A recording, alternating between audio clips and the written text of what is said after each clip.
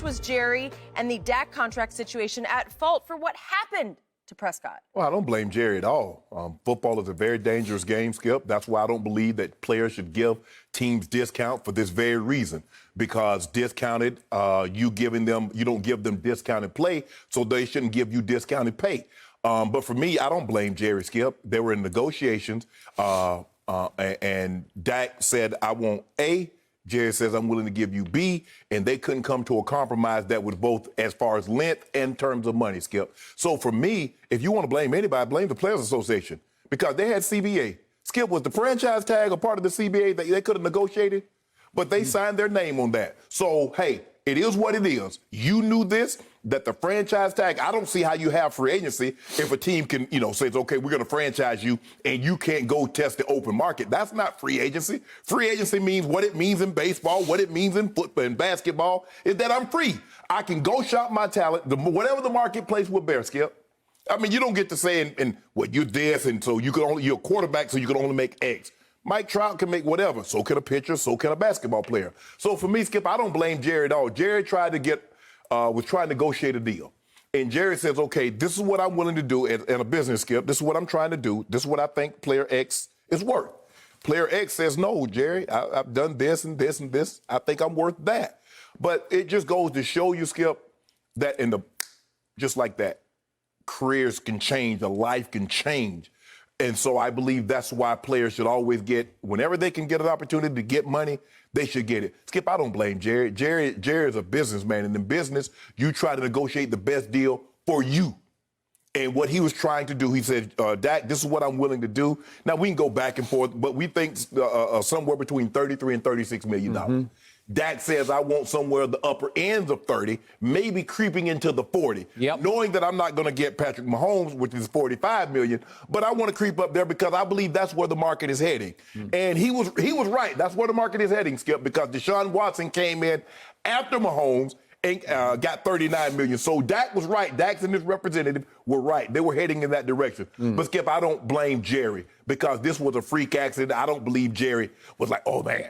But now he gets Dak at the price, maybe even lower than he was originally willing to pay. Although you did suggest yesterday, I believe, that Jerry won, quote unquote, right? Yes, because anytime, Skip, the thing is like, there's no risk for Jerry. Jerry says, okay, the tag is 31 million? The tag is 31 million.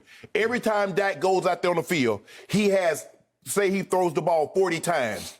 Skip, he has to dodge a landmine 40 times. Jerry said, Jerry ain't got to do nothing. Jerry's like, I'm paying 31.4 or 31.7 million. Dak Prescott has got to, you see what happened?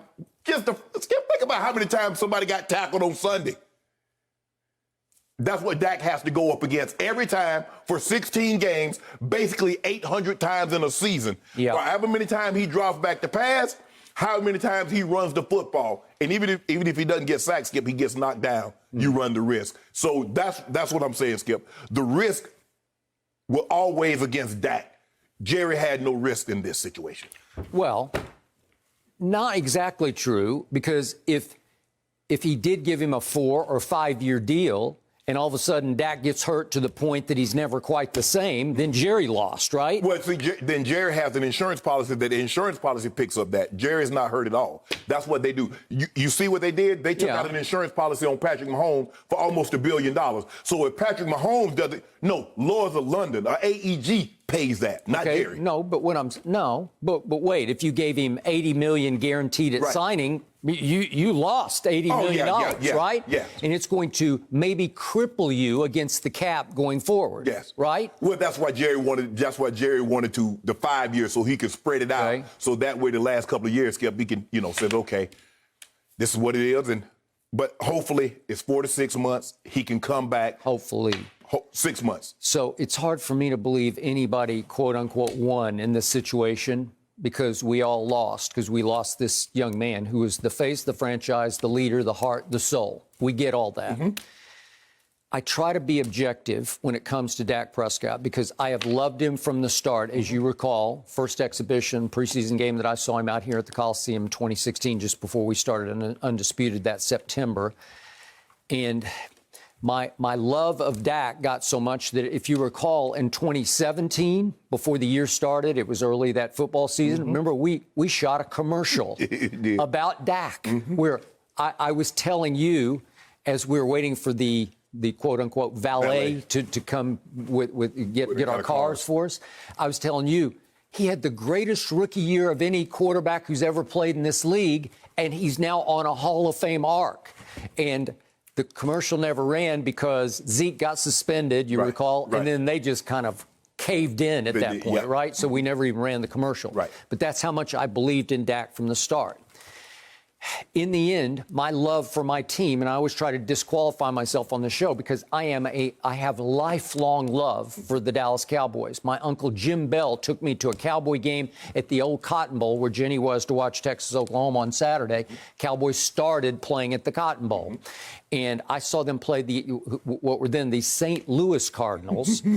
And they lost the game, but they won my heart. Was Jim Hart there then? Huh? Was Jim Hart the quarterback? No, he wasn't there yet. It was Charlie Johnson. Okay. This is way before your time. And the quarterback for the Cowboys was Eddie LeBaron, who is 5 feet 7 inches tall. I actually fell in love with Eddie, but more in love with the stars on the shoulders of their jerseys. I thought those were the coolest uniforms ever. So usually my love for my team supersedes my love for the current quarterback. So all I want now is for this situation to turn out the best for all involved. And in the end, the bottom line is what you're always talking about is, did you win or did you lose? Did you go to Shannon's restaurant with an L or did you dub it? Okay, so in the end, I care mostly about can my team survive and then thrive through this situation. I still believe Dak is on the Kirk Cousins train right now, where I think he's going to be okay. Maybe I'm knocking on wood. Maybe I'm wishfully thinking. But I believe from all I've read about this injury, it's fixable. And I believe... Well, Michael Vick had the injury. Okay, I got it. He came back. He came back. It didn't seem like it was a compound fracture. No, right. He didn't compound, didn't dislocate it. Okay, but by all accounts... he should be okay with this. He wasn't a quote-unquote running quarterback to start with. He ran some, and he ran effectively. I used to pound the table over here, wanting him to run a little bit more. But when it comes to this injury, I still can't wrap my head around it because I get Michael Vick's because Adalys Thomas horse-collared him and yanked him down from behind, and it's just a recipe for ankle disaster or any kind of broken leg Terrell Owens disaster ahead of that Super Bowl with the Eagles. Okay, so Patriots, you mean? He was with the Eagles for the Eagles against the Patriots. Okay, so the point is, on this one, I still can't. If you gave me 100 possibilities, this is how Dak's season is going to end, this would be at the bottom of my list, where he's face-to-face with a much smaller DB who kind of horse collars him from the front, if that's possible, and kind of yanks on him, and somehow ankle gets caught underneath, it folds, and we know it's over. And it broke everybody's heart, and I'm still reeling from it because I can't compute how did that happen in that situation. If Dak had been going kamikaze this year, trying to prove his worth, if he had been hurtling into precarious, dangerous situations, perilous situations, I'd say maybe he's playing a little out of control, trying to convince Jerry that he's worth this much money. I didn't see that. No, he wasn't. Through the first 4 games, he threw for more yards than any quarterback has ever thrown for in the first 4 games in the history of this league. Unfortunately, it got them what? It got them almost to 0-4 because it took a miracle recovery to survive the Atlanta game. Okay, so what do I think about all this in the end? I just want everybody to be happy. I was hoping Dak would take the offer on the table because even you, as critical as you've been of Dak Prescott, you said it was at least a fair offer by Jerry Jones. Okay, so he had at least a dozen national TV commercials going into this year, and I'm thinking, okay, that kind of offsets the X million that you might want to get up to 40. So maybe you should take it. Again, Jerry wants the longer term. Maybe you should even take the 5. You can argue 5 is a little more, security for you longer term. It also, the market's going to go up and up and up, and you're going to wake up after 3 years and say, oh, look, I'm way underpaid. If your arc stays the way I would hope it would stay. So in the end, I wish he'd taken the deal. I wanted him to be happy. I wanted the team to be happy. I didn't want... He wouldn't have been happy taking that deal, Skip. Okay, well, it appears it came to that. Right. And it appears, as I told you before, I know another agent who's close to the situation who said he thought that Todd France, the new agent for Dak Prescott, was, quote unquote, overplaying his hand here. He's just, but you can't, I don't condemn him. Right. Because that's what agents do. Right. They always overplay their hand. I think he played it correctly, Skip, because what he realizes that there's a new TV contract that's coming up. Now, the new TV contract is going to be COVID-proof.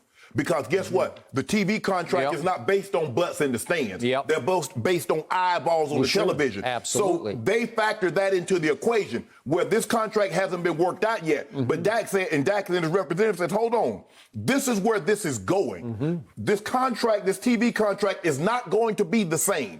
It's going to move 10, 15%. So I'm going to factor that in. All right. So if Dak had signed the Skip, if I believe, knowing players like I know him, having been a player, if Dak signed this contract, he's not going to be happy because he's saying, I believe I'm worth more and I was forced into this. He rolled the dice. And Skip, that's the chance that you take when you sign these one-year deals, is that you're rolling the dice because it's just as dangerous as if you have... Just remember about this young man. Yes. He'd never been seriously hurt. In high school, college, or pro football for 4 years. He'd started every game, and after a while, you know, in your head, you start to think, maybe I'm not bulletproof, but I'm okay. Right. Maybe I'm not invincible, but I'm pretty good here because I'm a durable quarterback, right?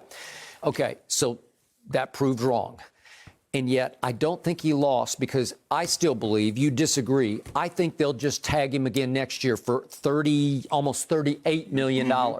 It's pretty good money. In fact, I can argue it's pretty great money. And I look at what Kirk Cousins did, and Kirk Cousins is not as good as Dak Prescott. I've said that from the start. But he goes tag in Washington, tag in Washington. It was a lot of money in those days, 2016, 2017. It's 20 and 24 million. Then he goes 28 guaranteed for 3 years in Minnesota, which we thought at the time was outrageously great money because it's all guaranteed. Yes, 84 million, fully guaranteed. Then on top of that, he gets 2 more years at 66. Fully guaranteed. 33 a year, all guaranteed. That's great money for Kirk Cousins. He is way overpaid to me, but you can argue he's a quarterback. Because if you look at it, Skip, that's going to be roughly $150 million fully guaranteed over 5 years. That's what he got because you look at the 20 and the 24, that's 44. He got 56, that's 80, plus the 66. So that's 146 for basically 5 years. Okay. Now, let's deal with the Andy Dalton factor here. What is Andy Dalton? He is 32 years of age, still not too far gone. No. He has made 3 Pro Bowls in his career. Not bad. I always say he's not Dak, but he's not bad. His first 5 years in the league, he averaged 10 wins a year. And in 2015, again, 5 years ago, he had his best year, and it was pretty good. It was 25 touchdowns and 7 interceptions. He's pretty good. Yes.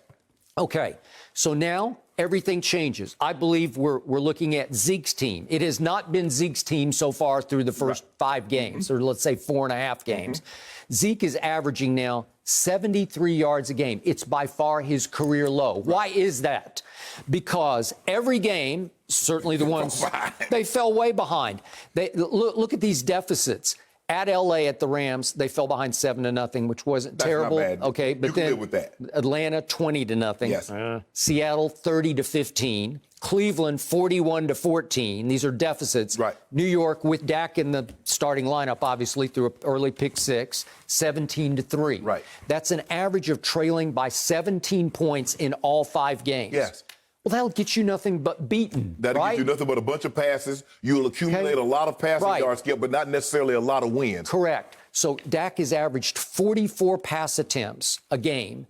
And Zeke has averaged 18 rushing attempts a game. We don't talk about out of whack, lopsided. That's it, Skip, because you only normally get somewhere between 65 and 68 plays. If you're throwing it 44 times, so that means there's 20.